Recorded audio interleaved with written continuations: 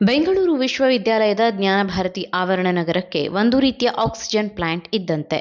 1100 ಎಕರೆಗಳ ವಿಶಾಲ ವ್ಯಾಪ್ತಿಯ ಈ ಆವರಣದಲ್ಲಿ ಈಗಾಗಲೇ ಹಲವು ಸಂಸ್ಥೆಗಳಿಗೆ ಜಾಗ ಹಂಚಿಕೆ ಮಾಡಲಾಗಿದೆ. ಇದೀಗ ಇಲ್ಲಿ ರೋಗಿಗಳ ತುರ್ತು ಚಿಕಿತ್ಸೆಗೆ ನೆರವಾಗಲು ಏರ್ ಆಂಬ್ಯುಲೆನ್ಸ್ ಹೆಲಿಪ್ಯಾಡ್ ನಿರ್ಮಾಣ ಮಾಡುವ ಬೇಡಿಕೆ ಕೇಳಿಬಂದಿದೆ. ವಿಧಾನ ಪರಿಷತ್ ಶಾಸಕ ದಿನೇಶ್ ಗೂಳಿಗೌಡ ಅವರು ಬೆಂಗಳೂರು ವಿಶ್ವವಿದ್ಯಾಲಯದ ಜ್ಞಾನಭಾರತಿ ಆವರಣದಲ್ಲಿ ಏರ್ ಆಂಬ್ಯುಲೆನ್ಸ್ ಹೆಲಿಪ್ಯಾಡ್ ನಿರ್ಮಾಣ ಮಾಡಬೇಕು ಎಂದು ಒತ್ತಾಯಿಸಿದ್ದಾರೆ.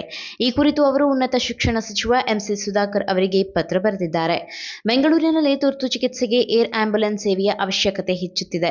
ಈ ಹಿನ್ನೆಲೆ ವಿಶ್ವವಿದ್ಯಾಲಯದ ವಿಶಾಲ ಜಾಗವನ್ನು ಬಳಸಿಕೊಳ್ಳುವ ಬಗ್ಗೆ ಪ್ರಸ್ತಾವನೆ ಮುಂದಿಡಲಾಗಿದೆ. ಆದರೆ ಈ ಪ್ರಸ್ತಾವನೆಗೆ ಬೆಂಗಳೂರು ವಿಶ್ವವಿದ್ಯಾಲಯದ ಸ್ನಾತಕೋತ್ತರ ಹಾಗೂ ಸಂಶೋಧನಾ ವಿದ್ಯಾರ್ಥಿಗಳ ಸಂಘ ಆಕ್ಷೇಪ ವ್ಯಕ್ತಪಡಿಸಿದೆ.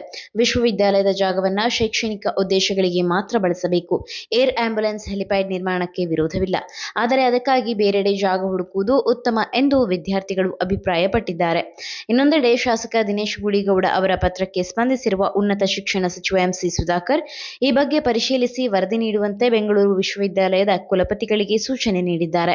ಒಟ್ಟಾರೆ ನಗರದಲ್ಲಿ ಏರ್ ಆಂಬ್ಯುಲೆನ್ಸ್ ಹೆಲಿಪ್ಯಾಡ್ ಅವಶ್ಯಕತೆ ಇದೆ ಎಂಬ ಅಭಿಪ್ರಾಯ ವ್ಯಕ್ತವಾಗುತ್ತಿದ್ದರೂ ಅದರ ನಿರ್ಮಾಣಕ್ಕೆ ಬೆಂಗಳೂರು ವಿಶ್ವವಿದ್ಯಾಲಯದ ಆವರಣವೇ ಆಯ್ಕೆಯಾಗುತ್ತದೆಯೇ ಎಂಬುದು ಮುಂದಿನ ದಿನಗಳಲ್ಲಿ ಸ್ಪಷ್ಟವಾಗಬೇಕಿದೆ. ನೀವು ಸಣ್ಣ ಆಗ್ಬೇಕಲ್ವಾ? ಅದು ಒಂದು ಉತ್ತಮ ಆಹಾರದಿಂದ ಸಣ್ಣ ಆಗ್ಬೇಕಲ್ವಾ? ಪ್ರತಿದಿನ ನಮ್ಮ ಜೀನಿ ಸ್ಲಿಮ್ ನ ಯೂಸ್ ಮಾಡಿ ಯಾವುದೇ ಸೈಡ್ ಎಫೆಕ್ಟ್ ಇಲ್ದಂಗೆ ನೀವು ಸಣ್ಣ ಆಗ್ತೀರಾ.